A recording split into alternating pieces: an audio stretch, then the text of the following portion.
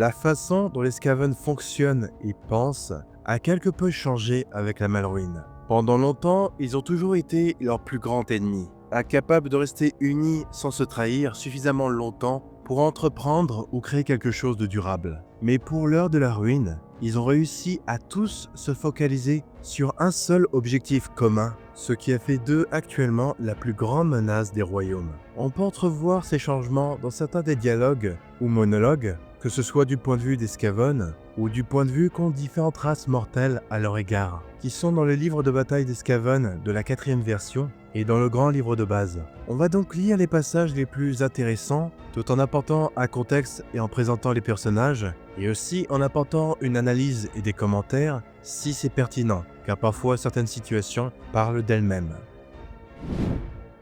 Le premier passage est de Screech, le seigneur Verminarque. Comme vous nous amusez sur nos sujets, comme vous êtes mal affûtés, toujours à conspirer quelques malfaisances, quelques moyens d'imposer votre volonté éphémère, nous vous avons fait à notre image, et vous ne nous avez pas déçus. Mais ce carnage futile, cette lutte vide de sens doit cesser. Vos machinations ne distraient plus le roi cornu. De nouveaux engrenages tournent, bougent, et les queues irritées s'unissent. Venez, venez, je vais vous révéler notre nouveau projet. Screech et d'ailleurs de nombreux autres démons sont eux-mêmes intervenus pour stopper les luttes incessantes dans la société Skaven, et ce, par la volonté même du roi cornu. Ce qui, au final, était un peu la seule chose qui pouvait vraiment les unifier. Pour la majeure partie de leur histoire, ils n'ont été qu'une distraction pour leur créateur, comme des pièces qui bougeraient aléatoirement sur l'échiquier. Mais désormais, il bouge lui-même ses pions.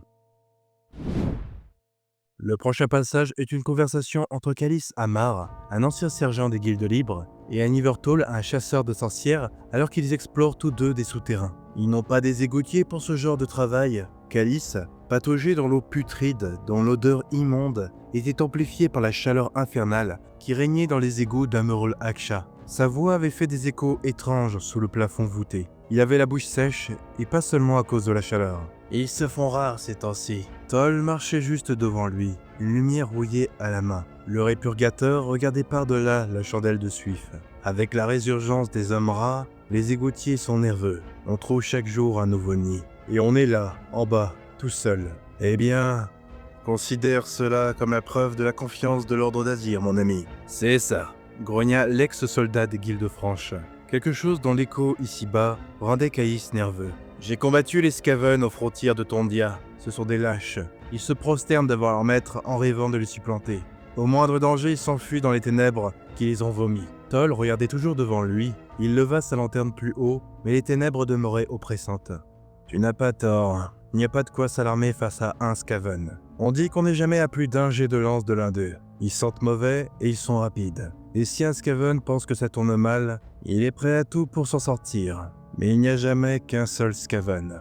Le sourire de Toll s'éclipsa comme une ombre qui passait sur son visage. Et ils rêvent tous de te poignarder. Ils sont aussi féroces que sournois, serviles quand cela leur est utile, et tyranniques sitôt qu'ils gagnent la moindre once de pouvoir. Chaque seconde pour eux semble être une lutte pour la survie, si bien que leurs esprits sont aussi affûtés que des couteaux. Perdu dans ses pensées, Calice sentit qu'il marchait sur quelque chose de mou et gluant. Il baissa les yeux et son expression se durcit devant le spectacle macabre que révélait la lanterne. Le sol était jonché de cadavres de rats, des mouches grouillées sur les corps à moitié dévorés qui portaient des traces de griffes et de crocs. Le sang avait séché sur la pierre. Par la tempête de Sigmar, qu'est-ce que... La fin noire le coupa Toll en s'accroupissant. Tirant un surin à sa ceinture, il sonda les viscères, un don du dieu qu'ils ont créé à leur image. Chaque Skaven est en lutte constante avec ses congénères. Pour eux, admettre la moindre erreur ou faire montre de compassion les condamnerait à mort. Il se releva en égouttant son surin avant de se remettre en marche. Tandis qu'il s'approchait de l'entrée d'un réservoir, Calice écoutait les grincements de la lanterne de Toll. Mais quand même, ce ne sont pas juste des mutants.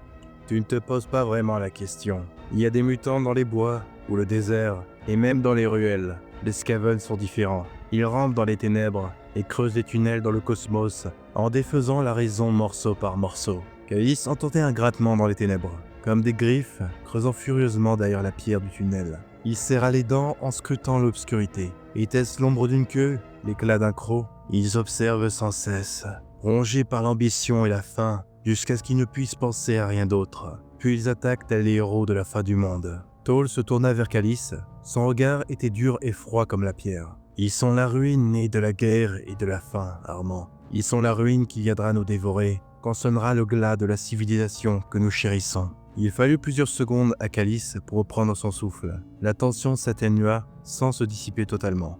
Ses doigts desserrèrent lentement leur étreinte sur la crosse de son pistolet. Eh bien, peut-être que ces patrouilles ne sont pas inutiles après tout. Le silence s'abattit quand ils pénétrèrent dans le réservoir. Dans les ténèbres étouffantes du tunnel, des yeux rouges observaient, des crocs claquèrent et des queues s'agitèrent, puis des griffes grattèrent contre la pierre, furtives et prédatrices. On a donc un point de vue du côté d'habitants des cités de Sigmar. Et on voit qu'ils sont assez loin du point de vue que pouvait avoir l'Empire par exemple, dans l'Ancien Monde. Ils ont pleinement conscience de l'existence des Skaven et savent même beaucoup de choses sur eux, que ce soit sur leur comportement ou sur leur fonctionnement. Et cette familiarité a aussi été exacerbée avec la Melruine, maintenant qu'ils sortent directement au grand jour. Après, ce niveau de connaissance n'est peut-être pas le même pour tous les habitants des cités. Là, on a affaire à un duo qui travaille pour l'Ordre d'Azir, une organisation qui a pour but de réunir des informations et qui a parmi ses rangs toutes sortes d'individus assez compétents, comme des répurgateurs et des vétérans de guerre. Et aussi, malgré leur connaissance assez avancée, on voit aussi qu'ils ont quelques croyances autour des Skaven. Ils les voient clairement comme un aspect particulier du chaos et annonciateur de malheur. Le prochain passage sont les écrits d'Aramus, un prophète dément de la cité du cœur sacré. 13 cœurs hurlants résonnèrent depuis la chaîne brisée, et 13 fois, 13 cloches résonnèrent la gloire et la terreur en l'honneur du prophète exalté qui est monté sur le trône maudit. Et depuis les mers massacrées surgit une mer de malheur liquide, portant les corps souillés de ceux qui ont offensé le dieu des rats. Elle se répandit sur les terres. Tout ce qu'elle touchait était noirci d'amertume, et se fissurait pour que les eaux mutantes suintent jusqu'aux racines rongées du monde, qui flétrirent aussi à leur tour. Puis, le seigneur du trône maudit plongea son bâton dans la terre, et tous les rejetons du croque-père sentirent leur esprit saisi par la frénésie de sa venue, et ils déchiquetèrent la chair de leurs semblables. Et dans les 13 langues iniques, le prophète proclama « Ruine, ruine, ruine et famine sur celui qui ne jure pas loyauté au bon roi Rogne. » Il tira sa lame impie et la brandit comme un boucher son fendoir. Et partout dans les terres desséchées, hommes et rats sentirent leurs entrailles frémir d'une faim dévorante. Puis le prophète déclara que tous se massacrent dévorent mutuellement, comme les plus viles créatures des égouts et des fosses. Et ce, jusqu'à ce que les royaumes soient stériles, car tel est le monde souhait du cornu. Tel est donc aussi son commandement. Cette prophétie est donc celle d'un voyant du cœur sacré, qui est d'ailleurs une cité très réputée pour avoir justement de nombreux habitants ayant des dons assez particuliers. Certains doués de vision comme Aramus, ou encore d'autres pouvant dissiper des sorts spontanément ou lancer des sorts instinctivement, et tout cela sans même être mage ou avoir au préalable reçu une éducation arcanique. Ces étranges dons et mutations seraient dus au fait que, avant que la cité ne soit prise, elle a été longuement habitée par une étrange créature qui avait été corrompue par Tzeentch. Mais malgré cela, pour l'instant, les habitants ne semblent pas montrer des signes de corruption majeurs, à part les dons. Quoi qu'il en soit, la prophétie d'Aramus, quant à elle, faisait directement référence au Verminarque Visixcour, le grand prophète du rat cornu, et parle de l'avènement de la nouvelle religion du rat cornu, qui va vraisemblablement pas seulement inclure les Skaven, mais aussi des mortels comme les humains. Ce n'est pas la première fois qu'on a ce genre de vision apocalyptique. Généralement, quand les lois fondamentales des royaumes sont sur le point d'être tordues ou brisées, de nombreux voyants sont frappés de visions, comme si quelque chose dans la réalité cherchait à les prévenir à l'avance. C'était notamment le cas durant Malin Portents, avant le nécroséisme. Le prochain passage est un dialogue entre le griffarque Kritok et le démon Doomfang, sommeillant dans son épée Ruine Canine. Ruine Canine. Kritok parla à voix basse, afin que même le rat esclave portant son fourreau ne l'entende pas. Ce n'était pas difficile. Les choses vertes hurlaient en écrasant les rats des clans envoyés sur leur chemin. Des cris résonnaient de plus en plus du vacarme des armes brisées et des ratasphères. Traître, foule de verre, raclure d'égout. Quand je serai libre, je dévorerai tes entrailles, morceau par morceau. La tirade haineuse dans son esprit et la vibration de la lame dans sa main confirmèrent à Kritok que le démon enfermé écoutait. Il le laissa s'énerver en regardant les orques fous furieux massacrer les vermines de choc en subissant quelques pertes en retour.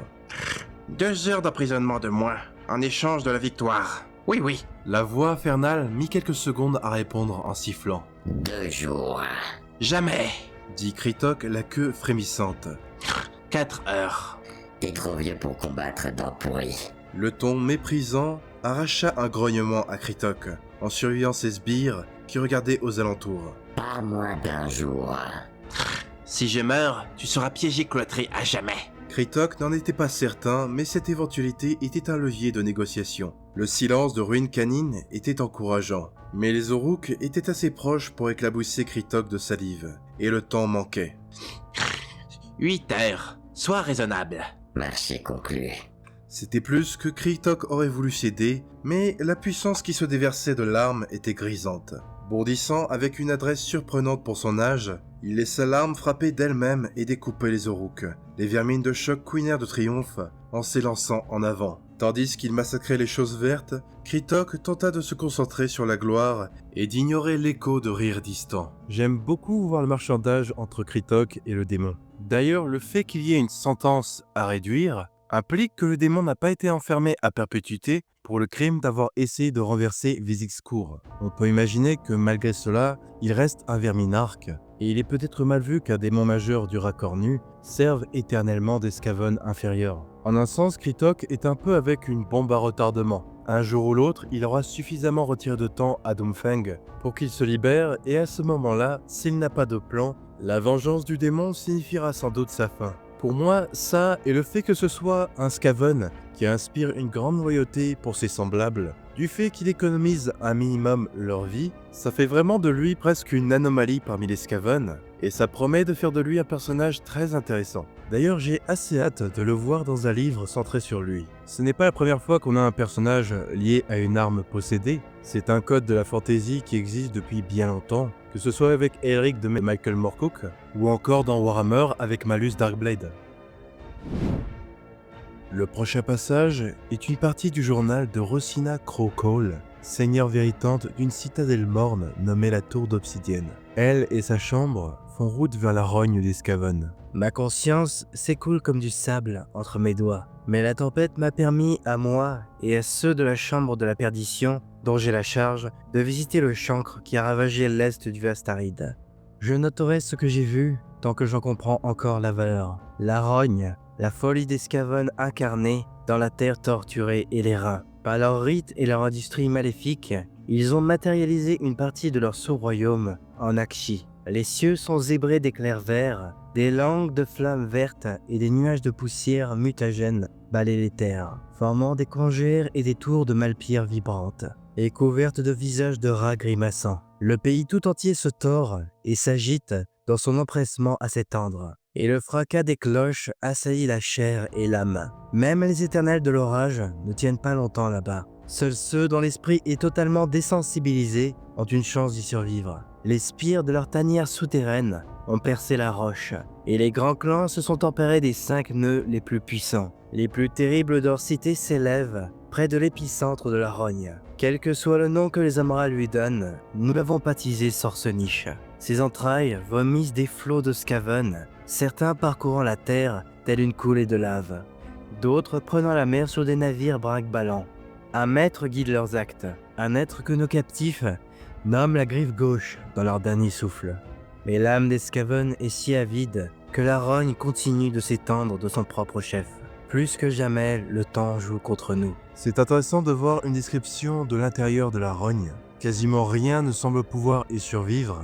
Même les éternels qui sont extrêmement résistants à la corruption ne peuvent pas y tenir longtemps. En un sens, c'est presque une extension du royaume du chaos et du domaine du Racornu. Le prochain passage décrit comment Shaish a été affecté par les Skaven. Aussi, il y a un autre petit détail qui m'a un peu surpris. La seigneur véritante dit que c'est eux qui ont baptisé Sorseniche et qui ne savent pas comment les Skaven l'appellent. Le truc, c'est que les Skaven aussi l'appellent Sorseniche. Donc pour moi, il y a 3 options. Et la troisième est la plus fun. La première est qu'il y a peut-être eu une erreur de traduction. Et la deuxième est que du fait qu'il y a plusieurs écrivains qui travaillent sur l'univers, c'est juste un petit texte qui vient un peu contredire le reste. Soit des Skaven survivants ou espions ont entendu les éternels baptiser Sorseniche et les Skaven ont juste décidé de garder le nom. Ça paraît un peu farfelu, mais personnellement, j'aime beaucoup la théorie et je choisis d'y croire. Le prochain passage décrit comment les Skaven ont affecté Shaiish, le royaume de la mort. Pourquoi les mortels cherchent-ils à se soustraire à l'étreinte de la mort? Pourquoi des hommes tels que moi sondent les secrets de ceux que les sots comme vous appellent les arts interdits, à la recherche du moyen d'échapper à notre trépas? La réponse est la peur. Je n'ai pas honte de l'admettre. Nous avons peur à l'idée que les vers se repaissent un jour de nos restes. Nous avons peur de voir notre monde s'écrouler autour de nous sans pouvoir contrôler notre propre destinée. Nous désirons le pouvoir que recèle la stagnation. En bref, nous désirons tout ce qui est l'antithèse des Skaven. Malgré cela, les hommes rats et leurs alliés répugnants infestent encore le royaume de la mort. Ils creusent leurs galeries dans les fondations des mausolées et des nécropoles, conspirant pour saper les œuvres du roi immortel. Ce qu'ils font depuis des temps immémoriaux, à en croire les textes anciens. Ils infestent les carcasses de titans des tombes, depuis longtemps disparus, et rongent les protections qui entourent la grande oubliette, où les âmes pécheresses sont détenues à la merci de Nagash. Leurs flammes méphitiques et les griffes des démons qui se déversent des terres anathèmes déchiquettent la chair éthérée des spectres. Je sens la ruine s'insinuer dans l'assise rocheuse même des sous-mondes, qui se transforment peu à peu en pôles de corruption et qui, à mesure qu'ils sont engloutis par le nadir, empoisonnent peu à peu le grand nécromancien. J'ai même entendu des rumeurs faisant état d'un sous-monde constitué des rêves immondes des hommes rats, un continent de déjection et d'os rongés, où des marées de rats ectoplasmiques, des âmes Skaven dévorées par leur insatiable divinité, déferlent sur les terres. Il s'agit de la ronge géenne, comme on l'appelle dans les cauchemars des démons. Néanmoins, aucun navire ne s'est jamais risqué à aborder ces rivages maudits, malgré l'esprit aventureux des marins de Shaiish. Si nous pouvions découvrir l'emplacement de cet horrible sous-monde, nous pourrions peut-être lancer une contre-offensive. Déjà, je trouve très amusant dans ce passage que le fait que les Skaven sabotent les plans de Nagash depuis des milliers d'années et même avant la création des royaumes, chose que nous, en tant que spectateurs et lecteurs, savons, mais c'est aussi un fait reconnu par certains des mortels. Autre chose aussi intéressante est aussi que les sous-mondes que les Skaven corrompent semblent aussi petit à petit empoisonner Nagash. Reste à savoir quels effets ça pourrait avoir sur lui. On sait que Nagash a plusieurs aspects qu'il peut incarner, donc qui sait, peut-être qu'un jour il y aura un avatar de Nagash tordu par la corruption des Skaven. Et bien sûr, il y a la ronge géenne, une après-vie ou un sous-monde où iraient les âmes des Skaven morts. Et si le fait que leurs âmes sont dévorées par leurs dieux là-bas n'est pas qu'une superstition, ça pourrait aussi vouloir dire que cet endroit est connecté au domaine du Grand Rat Cornu. Le prochain passage est un monologue d'un Orruk Krulboyz. Les gars ont tenté de dézinguer des boss rats à distance, mais ils ont pas décampé comme ils auraient dû. Ça les a juste rendus assez furieux pour se lancer à notre poursuite. Moi, je dis jamais non à une bagarre, mais ces rats, ils sont pas nets. Ça, je trouve que c'est un changement de comportement pour les Skaven qui est intéressant. Comme le dit l'Orruk, dans ce genre de situation, d'habitude, ils fuient. Mais maintenant, les Skaven semblent motivés par quelque chose de plus dangereux que leur égoïsme et leur survie. Car ils sont maintenant presque tous imbués d'une foi fanatique.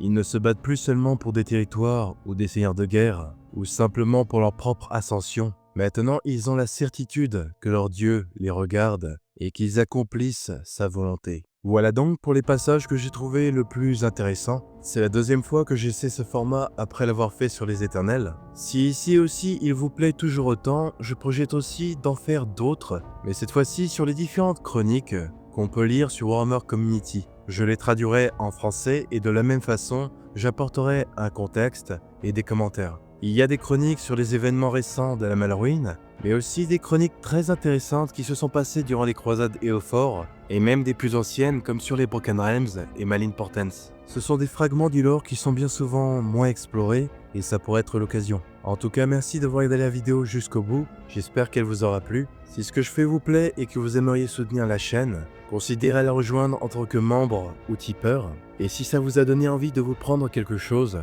vous pouvez trouver des articles autour du wargame jusqu'à moins 20% en utilisant le lien partenaire dans la description. Ça vous fait une économie et d'une pierre deux coups ça soutient aussi la chaîne. Merci pour votre soutien peu importe sa forme et à la prochaine.